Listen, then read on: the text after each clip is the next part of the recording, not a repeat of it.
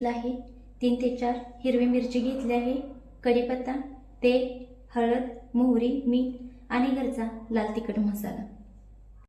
आता आपण ह्या ठिकाणी ह्या दोडक्याच्या शिरा काढून घ्यायच्या आहेत। तसेच 2 कांदे अगदी बारीक चॉप करून घ्यायचे आहेत आणि मिरची ही तुमच्या आवडीनुसार घ्यायची। पहा दोडका सॉफ्ट झाला आहे।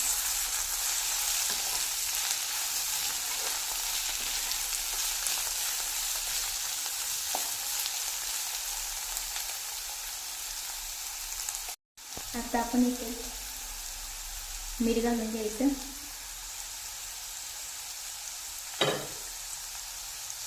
हळद। आता हे व्यवस्थित मिक्स करून घ्यायचं।